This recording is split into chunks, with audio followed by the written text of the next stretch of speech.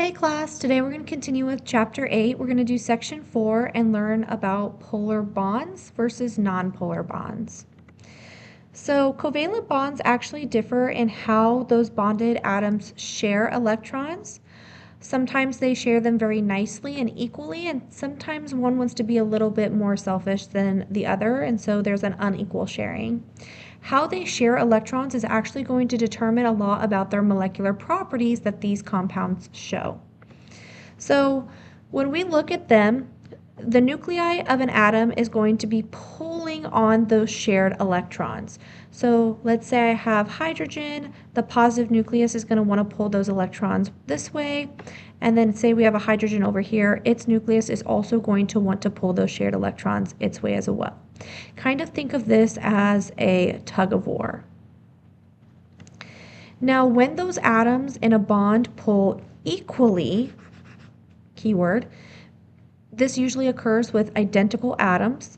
We are going to say that they share those electrons equally, and it forms something called a nonpolar covalent bond, or you might just hear me say nonpolar bond.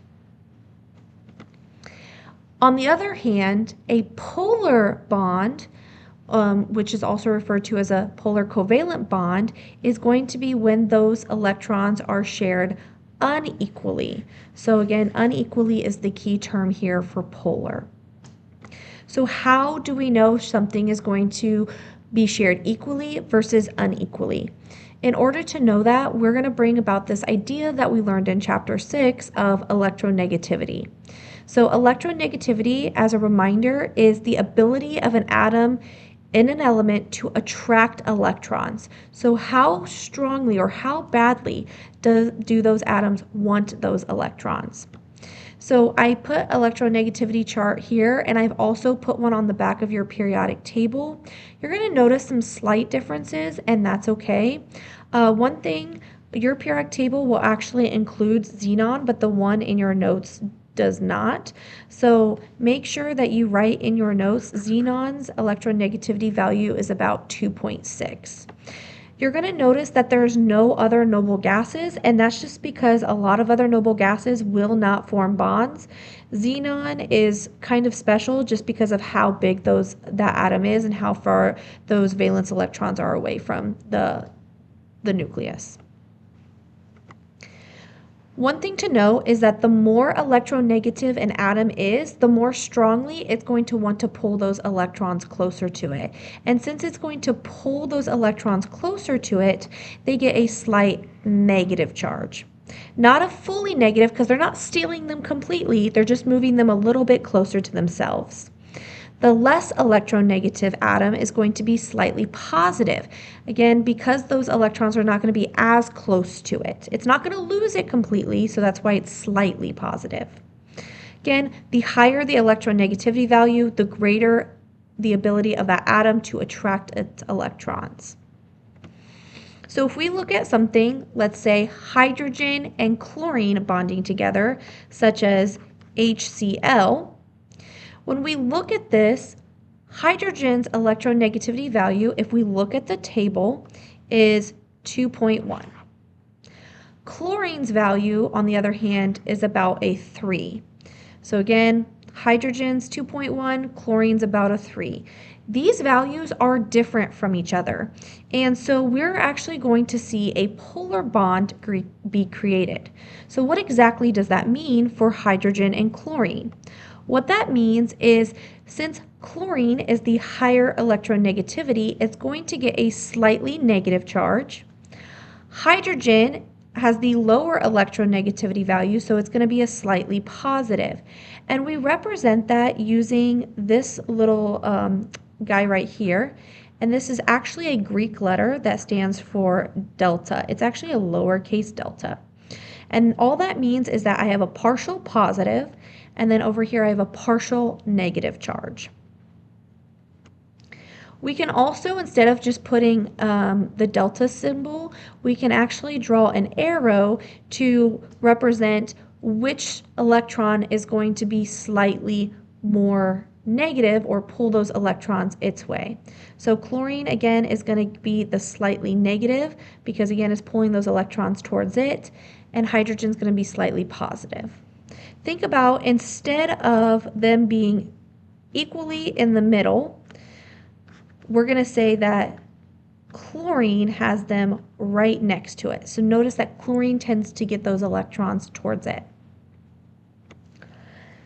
Another example where we're going to see polar bonds is in water. Water is a polar molecule because we're going to notice that there is an electronegativity difference between oxygen and hydrogen. If we actually look at our chart, oxygen's electronegativity value is about a 3.5. So oxygen's about a 3.5, whereas hydrogen is about a 2.1. That electronegativity difference will actually give oxygen slightly negative because it has the higher value. And hydrogen is going to be slightly positive because it has the lower value. Essentially, what we're seeing is those electrons being held closer to oxygen. So we put this on the last slide. Oxygen is going to be slightly negative, and hydrogen is going to be slightly positive. Again, we can represent that using the delta positive or negative, or we can draw an arrow showing where those electrons are going to be pulled towards. So electronegativity difference between two atoms is actually going to tell you if something's going to be a polar bond, a moderately polar, a very polar, or if it's going to steal those electrons completely and actually form something called an ionic bond. And so here we have an example of a nonpolar. We have two hydrogen, so when we subtract their differences, we get about a 0. And we're going to actually look at a couple examples. Before we do that, one thing I want you to know is that there are no sharp boundary between ionic and covalent bonds. We just note that as the electronegativity difference increases between two different atoms, the polarity of that bond is going to increase. So we're going to start off slightly polar to get up to be very polar. And once you get to be about a difference of 2, this is where we're going to see that those electrons pull away completely and an ionic bond will form. So here we're going to actually look at which type of bond and get some practice. I'm going to actually abbreviate these. Nonpolar, I'm going to put NP. Moderately polar covalent, I'm going to abbreviate MPC. Very polar covalent is going to be VPC, and then ionic, I'm just going to put an I. So we're going to see what's going to form by looking at those electronegativity values. So here on nitrogen, we're going to have to look at our chart for nitrogen and hydrogen. So we're going to go back up to our chart. Nitrogen is about 3. Hydrogen is 2.1. So we're going to remember that, and we're going to note that nitrogen is about a 3, hydrogen's about a 2.1, and we're going to subtract that difference. When we take 3 minus 2.1, we get about a 0.9 difference. Then we're going to have to look at our chart and see what that matches up with. So here, notice 0.9 is actually going to fall between this range, which means that that is going to be a moderately polar covalent compound. So we're going to abbreviate this as moderately polar covalent. Now let's look at example B. We have two fluorines together. So let's look at our chart and see what fluorine is. Fluorine is a 4. So we're going to note that when we look at our example. Fluorine is a 4 minus another 4, because fluorine's also 4. That's going to give us a difference of 0.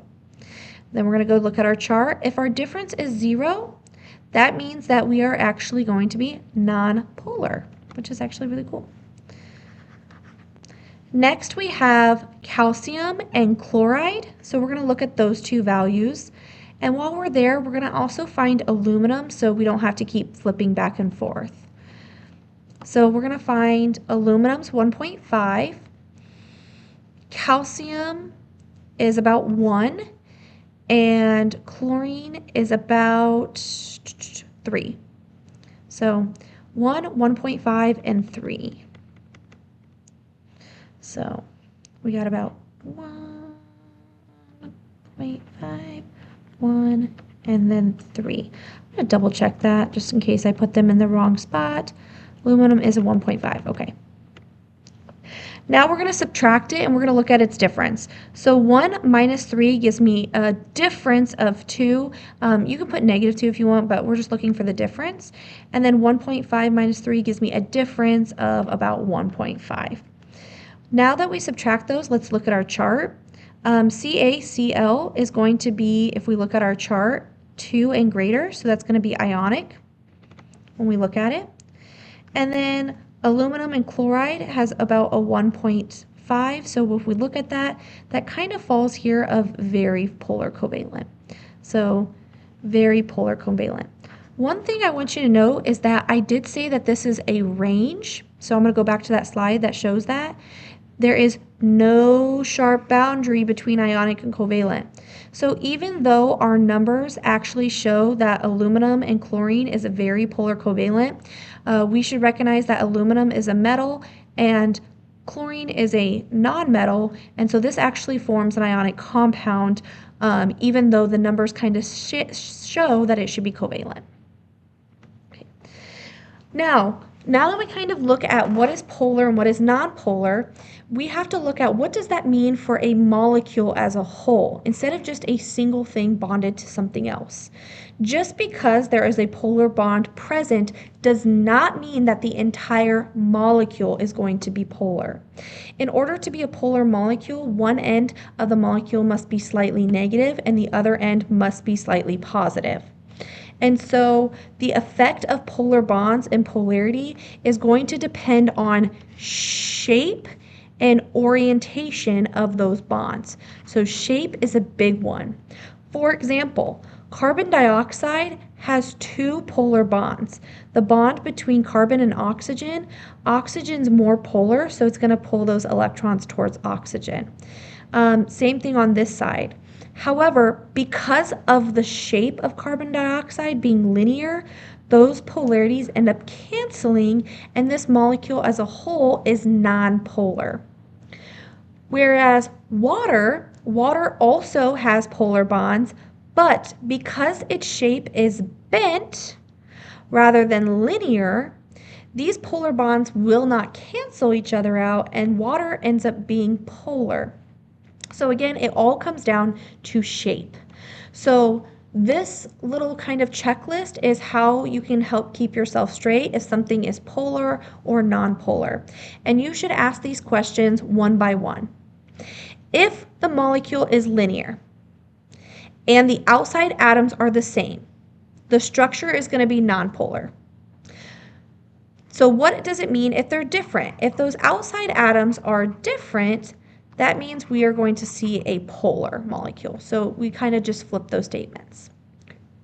Number 2 is, what if it's not linear? What if we have another shape? Well, if it's not linear, we're going to look at are there lone pairs? If there's no lone pairs of electrons on the central atom and the outside atoms are the same, our structure is nonpolar. Again, we have outside atoms that are different, it's going to flip it to be polar. Last but not least, if there are lone pairs, it's going to be polar either way. The only exception where we're going to see lone pairs on something and it be nonpolar is if we have the molecular geometry square planar. So here we have several examples, and so we're going to draw them and see what happens.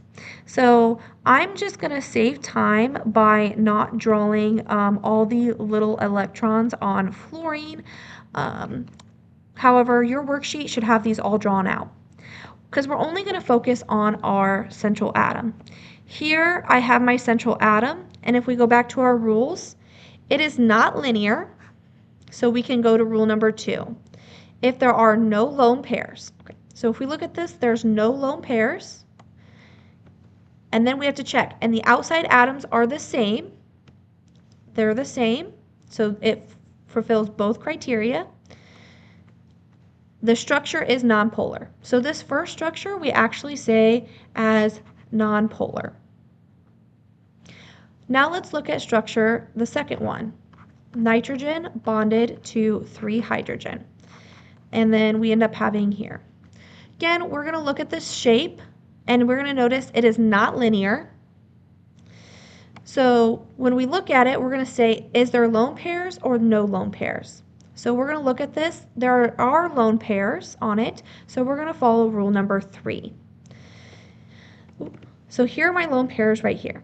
And our second part of our questions are going to ask us, are the outside atoms, or actually, it's not even going to ask us anything. Our thing just says, if there are lone pairs, it's polar. As long as its geometry is not square planar, which it's not. Again, if you're curious if it's square planar, check your VSEPR sheet. So here, this has lone pairs, so it makes it polar. Okay. Next structure, HS2. So when you actually draw this, we're going to draw sulfur bonded to hydrogen. And when you actually look at your VSEPR sheet, this is a bent molecule. We're going to look. Is it linear? Nope. It's bent based on our VSEPR sheet. Then we got to ask ourselves, no lone pairs or lone pairs? If we look at our structure, there are lone pairs on sulfur, which automatically makes it polar. Our next structure, carbon bonded to 4-chlorine. Again, I'm not going to draw the little dots around the chlorine on the outside because we're only focused on the middle. Here, note that if you look at your VSEPR sheet, is actually a tetrahedral. We're going to look, do I have lone pairs? We don't. So here, if there are no lone pairs and the outside atoms are the same, it's nonpolar. And we're going to note that, hey, no lone pairs, all of the outside are the same, so nonpolar. Then we're going to draw our next one, carbon bonded to hydrogens. Again, I'm not going to draw the dots on the outside because I only care about the central. Here, again, this is actually another tetrahedral if you're looking at your VSEPR sheet. But now we can look at this and say, are there lone pairs? Okay. If we look at this, there are no lone pairs. So then we're going to ask ourselves, are the outside atoms the same? Notice that we have different outside atoms. We have fluorine and hydrogen, so no, they're not the same. Since my outside atoms are not the same, it cannot be nonpolar, so we're actually going to flip it, and this is going to become polar.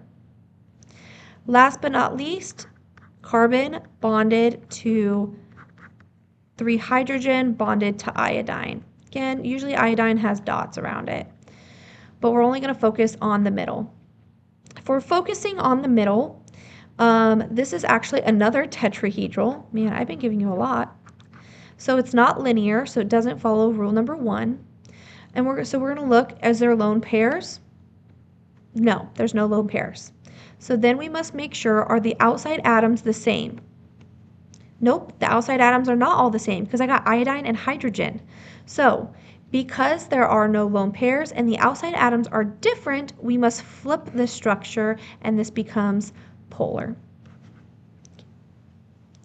That is the end of today's lesson. If you have any questions, please make sure you ask, and I hope you guys have a great day.